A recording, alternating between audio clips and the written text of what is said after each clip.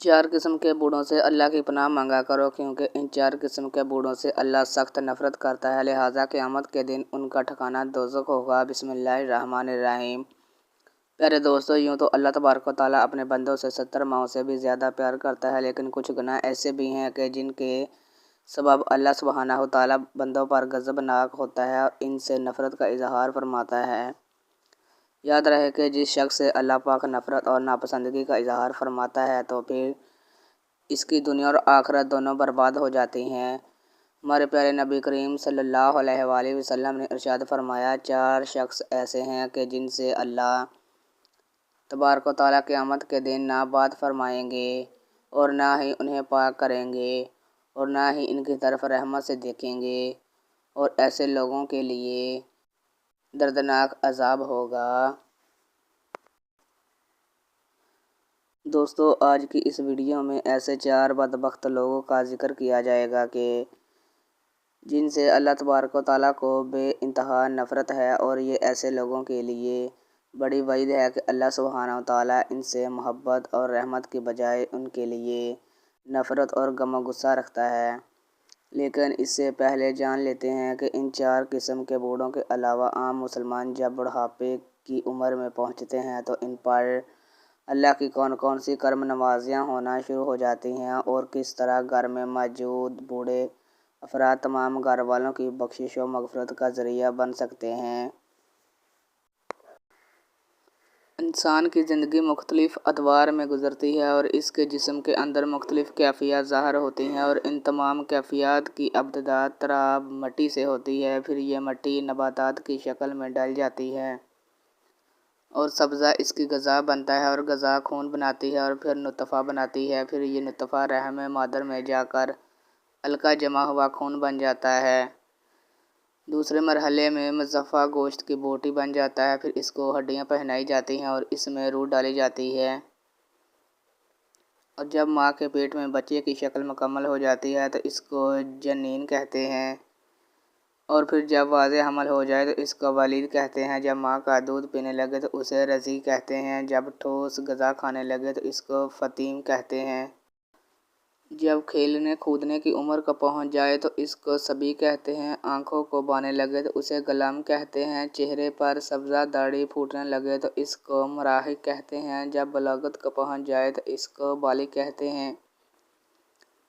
जवान हो जाए तो शाब कहते हैं। पुख्ता उम्र हो जाए तो रजल कहते हैं। जब 30 साल की उम्र हो जाए तो कहौल कहते हैं। 40 साल की उम्र हो जाए तो शेख कहते हैं। 60 साल की उम्र हो तो शेख फ़ानी, और उम्र डलते डलते जब मौत की दहलीज पर पहुंच जाए, हड्डियां कमज़ोर हो जाएं, जिस्म लागर हो जाए, हाफ़ज़ा कमज़ोर हो जाए तो इसको अर्ज़ल उम्र कहते हैं। और इन सब के बाद बिलाखिर वो मैयत हो जाता है, और मरने के बाद फिर से तराब यानी मिट्टी हो जाता है।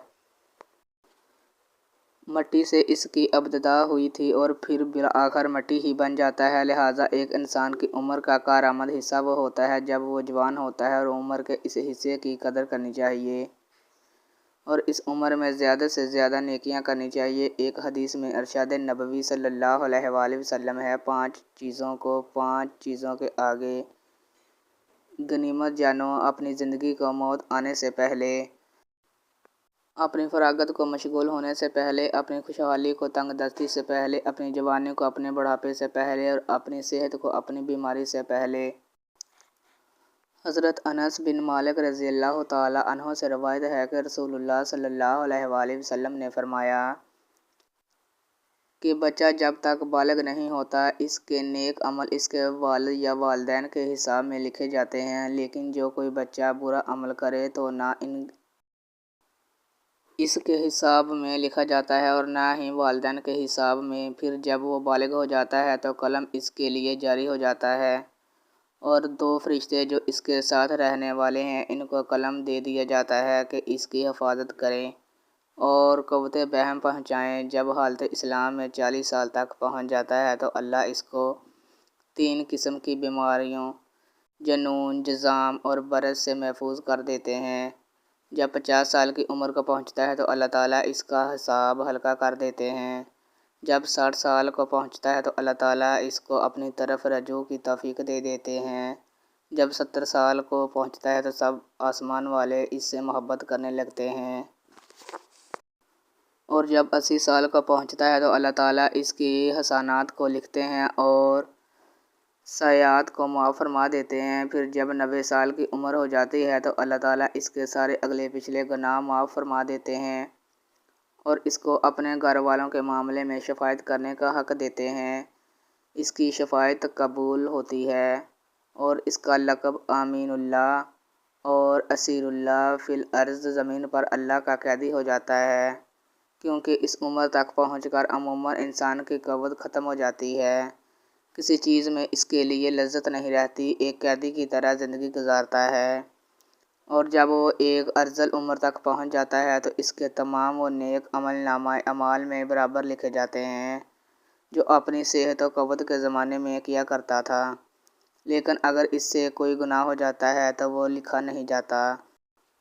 حضرت ابوبکر صدیق رضی اللہ تعالیٰ عنہ فرماتے ہیں کہ ایک مرتبہ ایک شخص نبی کریم صلی اللہ علیہ وآلہ وسلم کی خدمت میں حاضر ہوا اور کہنے لگا کہ اے اللہ کے رسول، ہم میں سے کون سا بندہ بہتر ہے؟ آپ صلی اللہ علیہ وآلہ وسلم نے فرمایا کہ جو بندہ بڑھاپے کو پہنچ گیا اور اس کی نیکیاں بہت زیادہ ہیں تو وہ سب سے بہتر ہے۔ اس نے پھر سے دریافت کیا کہ یا رسول اللہ صلی اللہ علیہ وآلہ وسلم، سب سے برا شخص کون سا ہے؟ تو آپ صلی اللہ علیہ وآلہ وسلم نے فرمایا کہ جو شخص بڑھاپے میں پہنچا اور اس کے گناہ بہت زیادہ ہیں۔ حضرت ابن مسعود رضی اللہ تعالیٰ عنہ بیان کرتے ہیں کہ حضور صلی اللہ علیہ وآلہ وسلم نے فرمایا، ابن آدم قیامت کے دن اس وقت تک اپنے رب کے سامنے سے قدم ہٹا نہیں سکے گا جب تک کہ اس سے 5 چیزوں کے بارے میں سوال نہ کر لیا جائے۔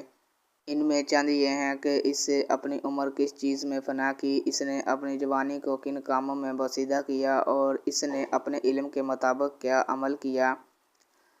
حضرت انس رضی اللہ تعالیٰ عنہ بیان کرتے ہیں کہ حضور صلی اللہ علیہ وآلہ وسلم نے فرمایا، اللہ تعالیٰ جس شخص کی عمر اسلام میں 40 سال تک پہنچا دے تو اللہ تعالیٰ اس سے کئی قسم کی بلاؤں کو دور فرما دیتا ہے، جذام، مرض اور شیطان کے غضب نہ کرنے کو، اور اللہ تعالیٰ جس شخص کی عمر اسلام میں 50 سال کو پہنچا دے تو اللہ تعالیٰ اس پر حساب کو آسان فرما دیتا ہے۔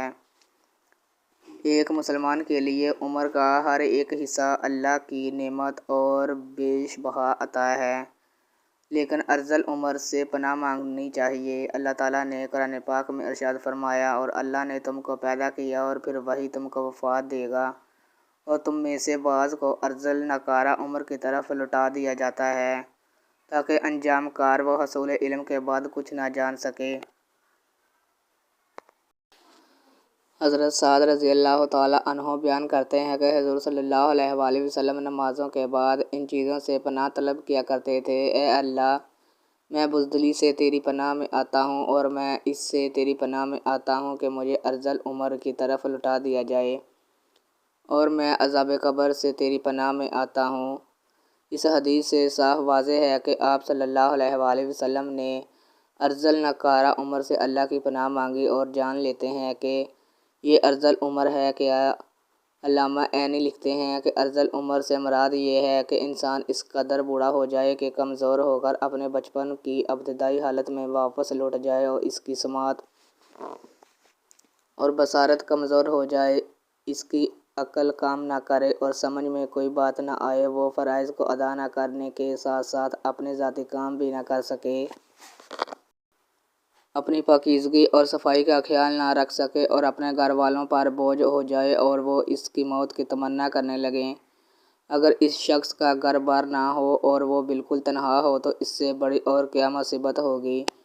اللہ تعالیٰ ایسی عمر سے ہم سب کو محفوظ فرمائے۔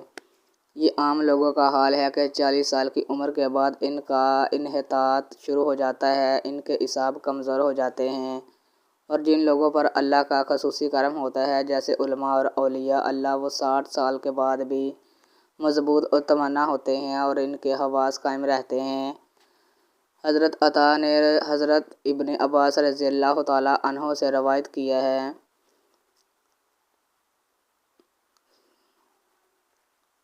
صورت نحل کی آیت میں ارذل عمر کا جو تذکرہ ہے مسلمانوں کے لیے نہیں ہے، کیونکہ مسلمان کی عمر جس قدر زیادہ ہوتی جاتی ہے اللہ سبحانہ و تعالیٰ کے نزدیک اس کی عزت اور کرامت بڑھتی جاتی ہے اور اس کی عقل و معرفت بھی زیادہ ہوتی جاتی ہے۔ اور حضرت اکرمہ نے کہا کہ جو قرآن پاک کی تلاوت کرتا رہتا ہے وہ ارذل عمر کی طرف نہیں لوٹایا جاتا۔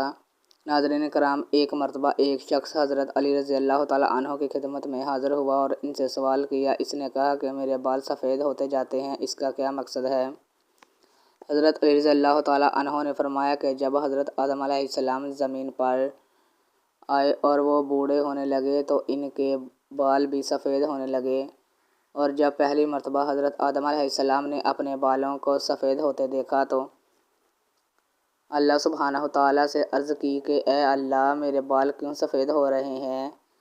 تو اللہ تعالیٰ نے فرمایا کہ بالوں کا سفید ہونا بڑھاپے، بزرگی اور تجربات میں فراوانی کی طرف اشارہ ہے، اور انسان کا بوڑھا ہونا انسان کو نفسانی خواہشات سے دور کرتا ہے اور اس بات کو واضح کرتا ہے کہ اس شخص کے پاس زندگی میں تجربات ہیں جن سے مشورہ لے کر آپ اپنے فیصلوں کو بہتر بنا سکتے ہیں۔ اسی لیے اللہ تعالیٰ بوڑھوں کے مشورے زیادہ پسند فرماتا ہے، یعنی کہ بوڑھوں کے پاس جو تجربات ہوتے ہیں وہ اچھا مشورہ دیتے ہیں۔ ناظرین کرام، بہت سی کتب حدیث میں پیارے نبی صلی اللہ علیہ وآلہ وسلم کا فرمان عالی شان موجود ہے۔ 4 شخص ایسے ہیں جن سے اللہ تبارک و تعالیٰ قیامت کے دن نہ بات فرمائیں گے اور نہ ہی انہیں پاک کریں گے اور نہ ہی ان کی طرف رحمت سے دیکھیں گے، اور ایسے لوگوں کے لیے دردناک عذاب ہوگا۔ نمبر 1، قسمیں اٹھا کر مال فروخت کرنے والا۔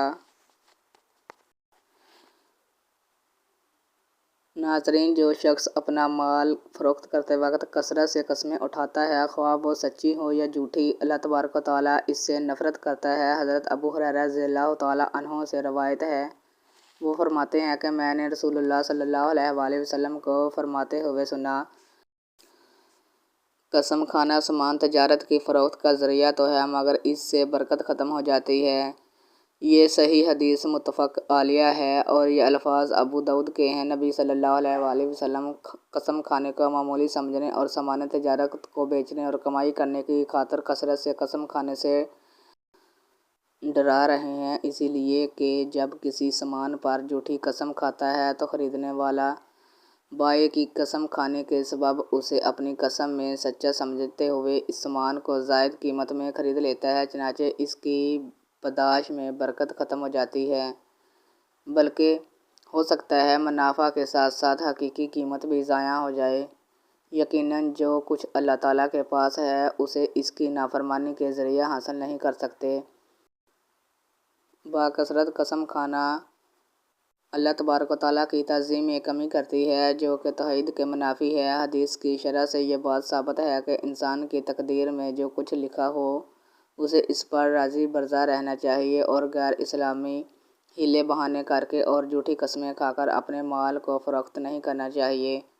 جھوٹی قسم کھانا تو ویسے بھی گناہ کبیرہ ہے، لیکن علماء کرام کے نزدیک اس بات کی گنجائش بہرحال موجود ہے کہ کبھی مشکل وقت میں سچی قسم کھانے کی ممانعت نہیں ہے، لیکن بہرحال قسم سچی ہو یا جھوٹی اسے اپنی عادت بنا لینا بھی خلاف شرعی عمل ہے۔ نمبر 2، متکبر فقیر، یعنی ایسا شخص جس کے پاس ہے تو کچھ بھی نہیں لیکن وہ لوگوں کو بڑھا چڑھا کر بتاتا ہے کہ میرے پاس یہ بھی ہے اور فلاں چیز بھی ہے، یعنی ایک تو فقیر اور کنگال اور دوسروں کا دست نگر اور محتاج، اور اوپر سے تکبر کر کے اپنی جھوٹی برتری ظاہر کرتا ہے۔ اللہ تبارک و تعالیٰ کو یہ بات ہرگز پسند نہیں ہے۔ اللہ تبارک و تعالیٰ کو کسی مالدار اور غنی شخص کا تکبر کرنا پسند نہیں کرتا، تو پھر فقیر اور محتاج کرے جو ہے بھی کبیر اور برتری کے اسباب سے محروم، گویا کہ یہ شخص اپنے عمل سے ثابت کر رہا ہے کہ یہ احکام الہی اور خاصیت الہی سے بے نیاز ہے، لہٰذا اللہ کے نزدیک ایسے شخص کا تکبر کرنا مالدار آدمی سے زیادہ قبیح ہے۔ نمبر 3، بوڑھا زانی۔ ناظرین، یہ تیسرا شخص ہے جس سے اللہ تبارک و تعالیٰ کو نفرت ہے۔ بڑھاپے میں زنا کرنے کا مطلب یہ ہے کہ اس کا مزاج بہت بگڑا ہوا ہے اور اس کا دل اللہ کے خوف سے بالکل خالی ہے۔ اہل علم نے لکھا ہے کہ زنا کے محرکات عموماً شباب، حرارت غریزہ، قلب معرفت، غلبہ شہوت، ضعف عقل اور کم عمری ہے، اور یہ تمام اسباب و محرکات بڑھاپے میں ختم ہو جاتے ہیں۔ جوانی کی ایک طویل عمر گزرنے کے بعد متعدد تجربات کے حصول سے انسان کی عقل کامل ہو جاتی ہے، لہٰذا اس میں جماع کے اسباب اور عورتوں کی شہوت کم پڑ جاتی ہے۔ اب اس کی بچی کچی شہوت کو پورا کرنے کے لیے اس کے پاس حلال ذریعہ یعنی اس کی بیوی موجود ہوتی ہے، لہٰذا اب اگر وہ زنا کرتا ہے تو اس کا مطلب صرف یہی ہے کہ وہ ہٹ درم ہے اور اس کے اندر خشیت الہی نام کی کوئی چیز نہیں۔ مسلم شریف کی ایک اور حدیث میں ہے، حضرت ابو ہریرہ رضی اللہ تعالیٰ عنہ فرماتے ہیں کہ رسول اللہ صلی اللہ علیہ وآلہ وسلم نے فرمایا، 3 شخص ہیں جن سے اللہ تعالیٰ قیامت کے دن کلام نہیں کرے گا، یعنی یا تو رضائے خوشنودی کا کلام نہیں کرے گا یا متعلق کوئی کلام نہیں کرے گا، اور نہ ان کی تعریف و ستائش کرے گا، اور ایک روایت میں یہ الفاظ بھی ہیں کہ اور نہ ان کی طرف دیکھے گا، اور ان کے لیے دردناک عذاب ہوگا، ایک تو زناکار بڈھا، دوسرا جھوٹا بادشاہ، اور تیسرا تکبر کرنے والا مفلس۔ نمبر 4، ظالم حکمران۔ پیارے ناظرین، یہ چوتھا ایسا شخص ہے جس سے اللہ تبارک و تعالیٰ کو نفرت ہے۔ اللہ پاک نے اسے حکومت دی اور زمین پر اختیارات دیے تاکہ یہ اللہ کی زمین پر اس کے بندوں کے درمیان عدل و انصاف کرے، مگر اس کا معاملہ برعکس رہا۔ اس نے اپنے اختیارات کا ناجائز فائدہ اٹھایا اور اللہ کے بندوں پر ظلم و ستم ڈھائے۔ اپنی حکومت کے نشے میں اس قدر غرق ہوا کہ منعم حقیقی بادشاہوں کے بادشاہ یعنی اللہ تبارک و تعالیٰ ہی کو بھول ڈالا، لہٰذا یہ اللہ کے ہاں قابل نفرت اور مبغوض ٹھہرا۔ حالانکہ اگر یہ اللہ کے ڈر سے عدل و انصاف کا دامن پکڑ لیتا تو اللہ کا نیک بندہ اور ولی بنتا، اور اللہ تبارک و تعالیٰ اسے روز قیامت اپنے عرش کا سایہ نصیب کرتا۔ رسول اللہ صلی اللہ علیہ وآلہ وسلم نے ارشاد فرمایا، انسان کی تقدیر میں اس کا حصہ زنا لکھ دیا گیا ہے، جس کو وہ ہر حال میں انجام دے گا تو آنکھوں کا زنا دیکھنا ہے، کانوں کا زنا سننا ہے، زبان کا زنا بات کرنا، ہاتھ کا زنا پکڑنا اور چھونا، اور پاؤں کا زنا بدکاری کی جانب جانا ہے، جبکہ دل کا زنا خواہش اور تمنا ہے، اور شرمگاہ ان باتوں کو سچ کرتی ہے یا پھر جھوٹ۔ مسلم۔ پیارے ناظرین کرام، حدیث کی روشنی میں محدثین کرام نے زنا کی 2 اقسام بیان کی ہیں۔